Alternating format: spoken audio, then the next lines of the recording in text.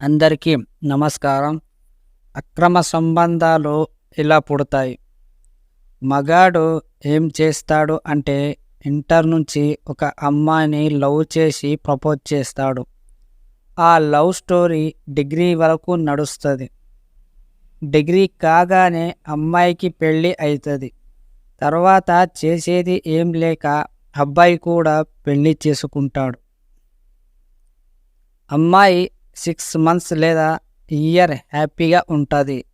అబ్బాయి కూడా 6 మంత్స్ లేదా 1 ఇయర్ హ్యాపీగా ఉంటాడు. తర్వాత అక్కడ అమ్మాయికి టార్చర్ స్టార్ట్ అవుతుంది. దాంతోపాటు ప్రేమ కరువు కూడా ఏర్పడుతుంది. ఆడది పండడు లేకుండా ఉంటుంది, కానీ ప్రేమ లేకుండా ఉండలేదు. అప్పటికి మగాడు, నాకు పెళ్ళి అయినా నేను నిన్నే ప్రేమిస్తున్నాను, నాకు నువ్వంటే ప్రాణం, నువ్వు నన్ను చేసుకొని ఉంటే రాణిలా చూసుకునేవాడిని అని సెంటిమెంట్ డైలాగ్ కొట్టి ఉంటాడు. అప్పుడు ఆ ఆడది తనను ప్రేమించిన వాడిని కాదు అని వేరే అతన్ని పెళ్లి చేసుకొని తప్పు చేసిన అని ఫీల్ అవుతుంది. మగాడితో టచ్లోకి పోతుంది. తర్వాత చేసిన అన్ని ఫీల్ అవుతుంది. తర్వాత ఆ రిలేషన్ ఆడదానికి నాకు నా భర్త ఎంతనో నువ్వు కూడా అంతే అనే స్టేట్కి వెళ్ళిపోతుంది. మాట మధ్యలో నాకు మా ఆవిడతో సుఖం లేదు అంటాడు. ఇండైరెక్ట్గా నీతో సుఖపడాలి అని ఉంది అని హింట్ ఇస్తాడు. నీ పరిస్థితి ఏంటి అని అడుగుతాడు. ఆడది కూడా నాది కూడా సేమ్ పొజిషన్ అంటుంది. కలుద్దామా అంటాడు.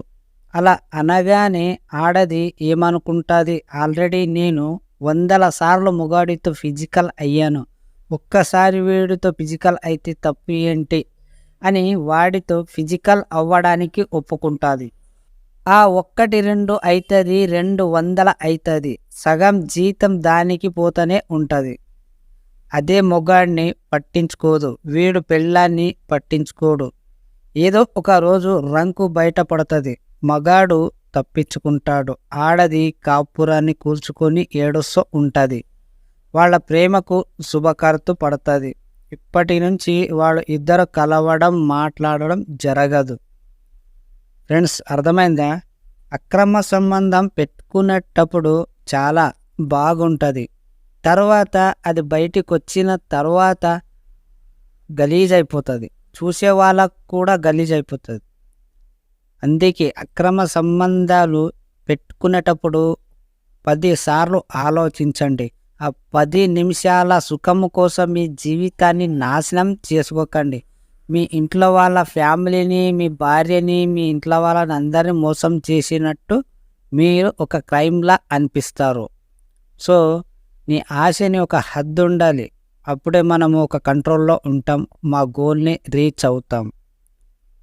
ఇది ఒక స్టోరీ మాత్రమే. ఈ స్టోరీలా తీసుకోండి, అంతే తప్ప రియల్గా అస్సలు తీసుకోకండి. ఇది ఒక జరిగిన స్టోరీ మాత్రమే. స్టోరీ విన్న ప్రతి ఒక్కరికి థ్యాంక్ యూ సో మచ్.